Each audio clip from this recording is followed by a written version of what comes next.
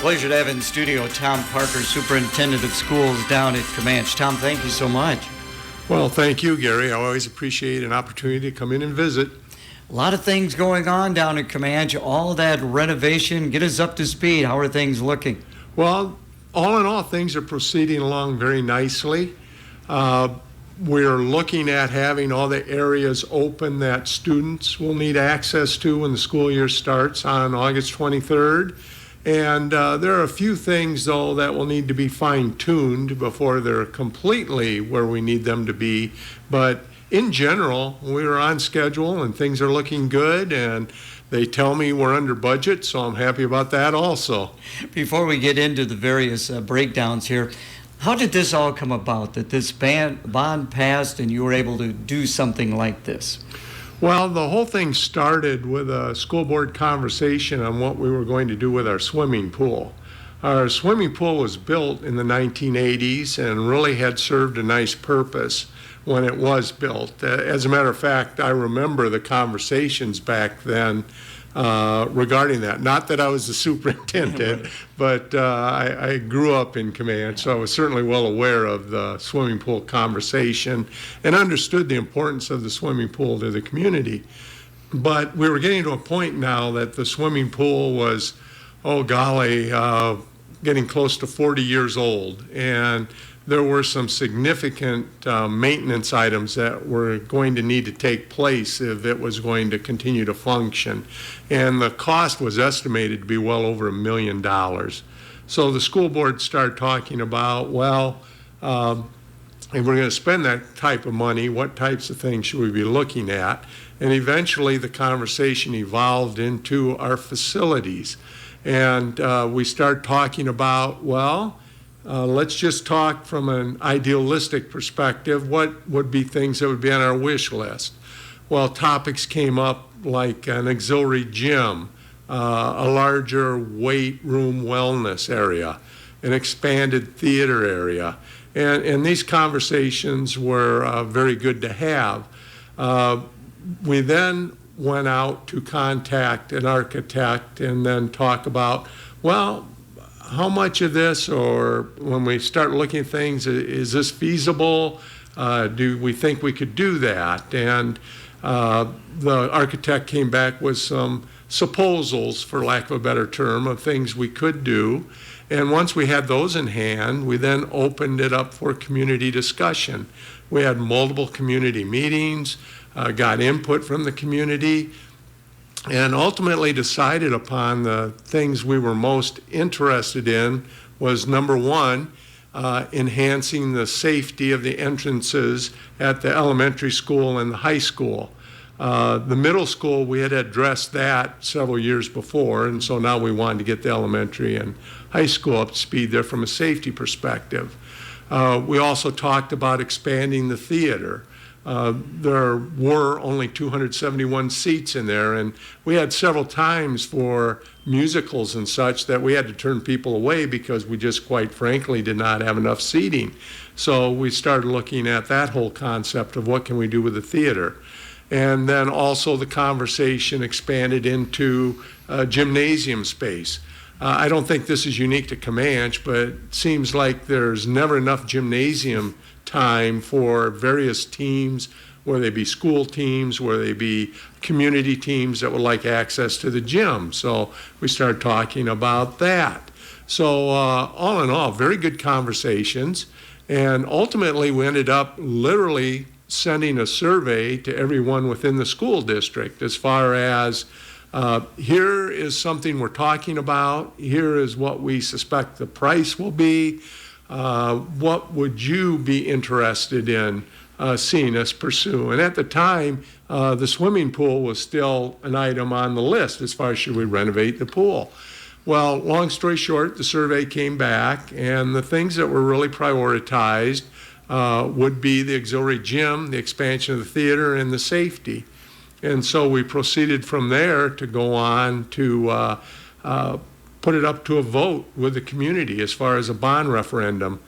The thing that was interesting there is that was in the middle of the pandemic, so we were a little nervous as far as, how people would approach the whole idea of either accepting or not accepting a bond referendum.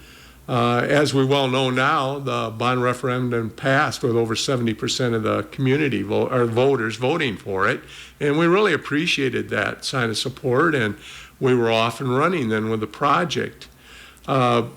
Other things that entered into it, of course, and maybe you do or don't want to talk about, are some of the things or how the pandemic has affected timelines with this and all of that. But all in all, we are now making some nice progress with it. Again, visiting with Tom Parker from Camanche. Well, let's break it down. Talk a little bit about this renovation to the theater. Yes, the theater, as I mentioned earlier, the original theater was built with the current high school we have in the mid-'70s. And at the time, to have a nice theater within a school building with close to 300 seats was a very nice thing. Well, obviously, as time goes on, things change, and we began to find here in the 2000s that space was limited in the theater. So bottom line, what has happened is they've taken out the back end of the original theater, made the stage much larger. They've added in a stagecraft area where they can build scenery and those sorts of things that go into the production.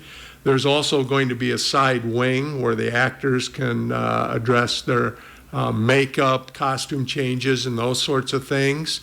And something that's going to be very significant is we've increased the seating from 271 seats to almost 600 seats. Do you have a pretty active program down there in the theater? Yes, we do. We have a number of students that enjoy participating in the fine arts. And theater and speech are certainly a key component of that. Here, a couple of years ago, we ended up reaching out to a retired teacher who, Bill Myatt, who came forward, and Bill has been very involved in theater, speech, drama through the years. He previously was at Pleasant Valley, and he indicated he'd be interested in coming back. So Bill has been involved, definitely seeing more and more students involved in the program. We're excited to see that happen. Now, is it used, of course, you got the fall and the spring productions, but what are some of the other things that can be used for with this theater? Well, another area we're hoping to use it in, it would be with concerts. Right now, we currently, to accommodate the number of people who come to either band or choral concerts, have the concerts in the gymnasium. And that's okay, but the acoustics aren't what they could be. Yeah. And now with the stage space and with the seating, we're really hoping to have our band and chorus concerts in the theater. Other things would be larger community events now. It'd be much more comfortable having some of those events in a theater setting rather than a gymnasium setting. So I see a lot of potential there, or even if it's just a case if for whatever reason you wanted to have a meeting with the entire high school, our entire student body now can fit in the theater at the same time. So all in all, we see a lot of positives with this and are really looking forward to having an opportunity to use this facility. Let's talk more about the safety enhancements and entrances. Yes, the high school, as I indicated earlier, was built in the 1970s. The elementary school was built back in the early 1960s. Back in those days, an entrance was just an entrance. Now, unfortunately, as we well know, we now have to be aware of potential negative situations happening with people trying to get into schools that shouldn't be there. So one of the keys in protecting our students, staff, and visitors would be, quite honestly, to have a system as far as when someone comes into the school, we know who's there, we know why they're there, and they, in essence, need to receive our permission to come in. Literally, they ring a buzzer now and come in and pass through our safety protocols. What the enhancements now do is have multiple sets of doors someone would have to go through, and they now channel the traffic right by the main office. And at the same time, the folks in the main office have some security as far as barriers between them and someone first coming in. So it's very up to speed and modern approach to what is recommended for entrances for schools. I know it's a bit of a hassle for someone like me who's going down there to maybe do an interview with the coach or something like that, but unfortunately it is something that needs to be done, needed to be addressed, right? Oh, absolutely. Like I tell everyone, I'll never complain about a locked door. And I'm all about that. I think, the safety and security of our students, our staff, visitors is absolutely a priority, and this helps. More with Tom Parker. Let's take a break for the weather, brought to you by Electronics. More heat, more humidity for your Thursday. We're still expecting temperatures to rise well into the upper 90s and heat index values near 110 with an excessive heat warning now in place through Friday evening. Tonight, not much relief. We'll drop to the upper 70s under a mostly clear sky.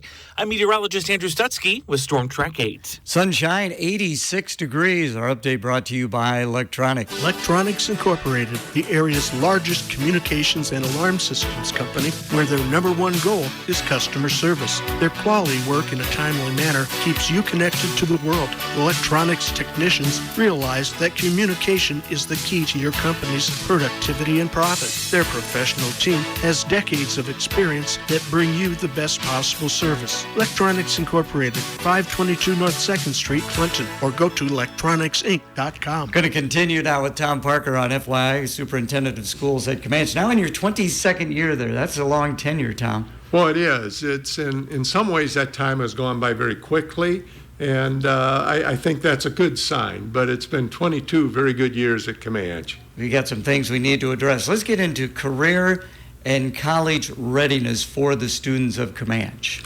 Absolutely. That has become a major area of focus for us.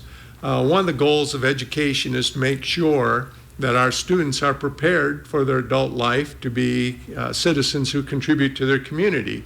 And the next options after high school would be either to focus on your career or to continue your education formally at a college.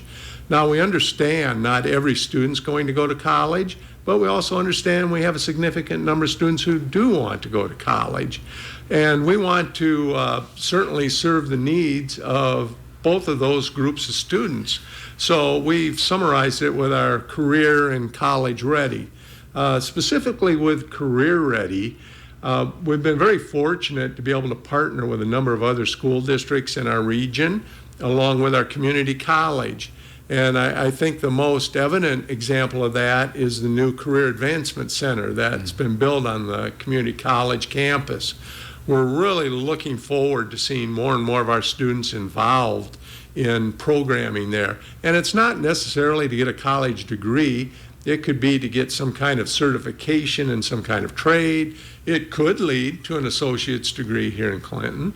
And it could perhaps lead to other things. But on the other hand, we're trying to make sure there's programming available for our students regarding potential careers that would fit into the types of jobs that are available here in our region. I think it is such an advantage to have a community college in our community, and now what they have done with that Career Advancement Center is amazing. It really is. I think it's really done a lot to level the playing field for students in our part of the state.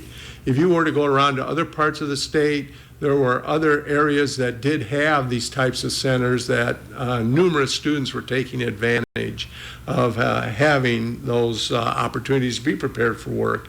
I think it only made sense for us to really focus on making sure students in our gateway area here have those same opportunities, and we've taken giant strides now to seeing that happen and are very pleased with that. For those students who are going to further their education, I find it outstanding that they're able to get some college credits while in high school.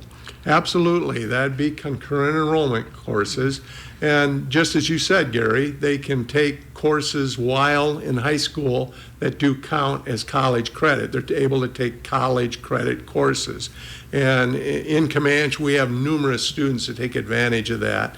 As a matter of fact, we had a student this past year graduate with their associate's degree at the same time they were graduating from high school, which is wonderful.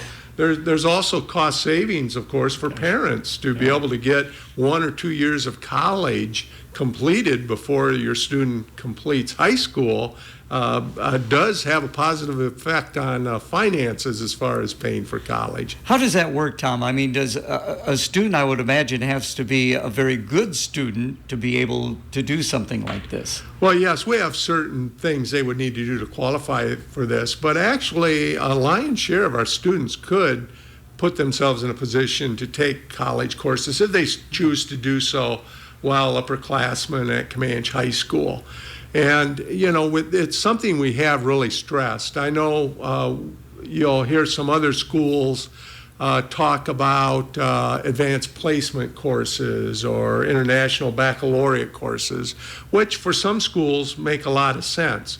For Camanche, with a community college only 5 miles away, we can literally have our students gain the experience of taking a college class and also get college credit for it. And I think nothing can replace the actual experience of literally being in a college class. So it really works well for us. So all in all, it's a very positive opportunity for our kids. And again, with a community college only 5 miles away, as you said earlier, it's a tremendous advantage for us. Again, Tom Parker, Camanche Superintendent of Schools. One of your talking points, Project Adam equals Heart Safety School District. Talk about that. Yes, Project Adam is just that. It's work we went through to become known as a heart-safe school district. Project Adam receives its name from a high school athlete named Adam, who unfortunately passed away from cardiac arrest while involved in basketball. And as a result, his family really mobilized getting information out there as far as how to respond to a cardiac emergency, and unfortunately in cases even with a young athlete. And they named it after their son Adam. I became aware of this program when I was at a Grow Clinton meeting, and Bob Holsinger, who was on the board at the time, came up to me and said, my son-in-law is a doctor out at the university hospitals in Iowa City, and he's involved in this Project Adam. Is that something you might be interested in? And I said, oh, certainly, we'd take a look at that. And so long story short, after we received some information, Bob put me in contact with his son-in-law, Dr. Gary Beasley, and I ended up contacting some staff at Camanche, and it was headed up by Josh Davis, who was an assistant principal at the high school at the time, and then our school nurse, Amanda Horschelman. And they've done a wonderful job in pulling this program together. And what it essentially does is each of our schools now has a response team. If someone were to have some type of a cardiac emergency, they've been trained as far as to respond with first aid. That would include CPR and also using an AED. So it's one of those things we hope we never have to use, but now we feel we're prepared to at least render first aid until our first responders in the community can get there and take over. You never know, because just recently LeBron James' son, Bronny, had that incident. He was practicing at the University of Southern California and suffered cardiac arrest. So yeah, you think they're in great shape, good athletes, but it can happen. Yeah, it is. It's eye-opening. And if you consider that we have people in our buildings ranging from age 3 to people who are older than I am, which now appears to be somewhat significant to me. But, the truth of the matter is, if this can happen to well-conditioned athletes, and even when you see an NFL athlete suffer this type of thing, it is best to be prepared. And Project Adam puts us in a position that we can respond. It was years ago I heard a pretty dramatic statistic, and it was when a cardiac event occurs, for each minute that passes after the onset of the event, chances for survival decreased by 10%. So even those first few minutes before the first responders, the trained first responders get there, having a response team in the school hopefully would provide that needed support. And again, we hope we never have to use it, but at least we're trying to do what we can to keep people as safe as we can. Getting toward the end of our time, technology and education. Now, when I was in school, that meant a calculator and a slide rule. What about now? I have to chuckle at the slide rule because every now and then I'll pull out the slide rule really? for my grandkids just to let them say, hey, this is how we used to do this before calculators came around. But obviously technology has had a tremendous impact on education, and finding ways to leverage it to enhance what we're doing to prepare our kids for, in essence, living in the 21st century, and understanding that probably 50% of our students, if not more, will be working at jobs sometime in their life that don't even exist now, because that's how quickly work and jobs and things are evolving. So technology is certainly a key part of that. And it really has changed education, as you mentioned. You used the example of a slide rule. I'd use the example even a library card catalog. Those things just aren't around anymore. And to me, it's fascinating the amount of information that is now available at your fingertips with a computer and internet access.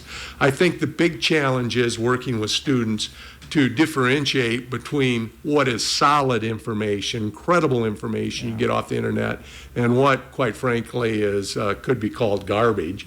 And that's a key challenge with education. But just the amount of information that's now available to students and teachers as far as continuing their education is wonderful. And it's very exciting for me to have witnessed that during my career. As far as, I remember when the first computer was brought into school, and it was an old Apple C with one 5.5-inch floppy disk to what we have now. It's wonderful to see, or just the power in calculators that we were talking about. So I could go on with this forever, but as a school district, we've committed to technology. We're a one-to-one district, which means all of our students have access to a device that gives them access to the internet and all that it offers, and also programs we have that are tied into education. Of course, there's safeguards in place, but that access to technology is certainly a key. Before we let you go, and again, thank you so much for your time. The school year is upon us, August 23rd, opening day. To prepare for a new school year, what are some of the things you and the instructors need to do, Tom? Oh, it's ongoing even with the just completed school year. We start way ahead of, so to speak, the upcoming school year. Everything from adjustments we want to make in instruction, simple things like maintenance of facilities, schedules, all those things go into preparation for the school year. The one thing I will say is I've been doing this now for 45 years. I still get very excited for the beginning of school year and look forward to it. It's a great time. It's a special time. You can start to feel the electricity in the air. Here in another week or so, when the high school students start coming back, they're involved in fall activities, all that. It's just a fun time to be involved with that. I want to get your take on one thing. Of course, this is what is considered a no-contact week for the high school athletes. Your thoughts on that?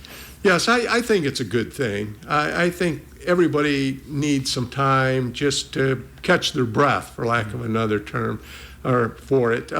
Especially in school districts the size of Camanche, we really rely on a lot of our students to be involved in a lot of different activities. We have numerous students who compete in multiple sports, but we also have many students who compete in multiple or participate in multiple activities, whether it be fine arts, athletics, academic related programs. And just to take a week to catch your breath, families know they have this opportunity to reconnect if they need to. It's hectic, but it helps. People want to find out more information about the Camanche schools. How can they do that, Tom? Well, we certainly have our website, Camanche.k12.us.iowa, or I did that backwards, .iowa.us, and our website has a lot of information. Or we always can still revert back to the old-fashioned way of contact your school by phone or email, however you so desire, or all those other opportunities on social media to do so. Certainly connect with us. We always like to talk with people. Thanks so much for coming in. You're welcome.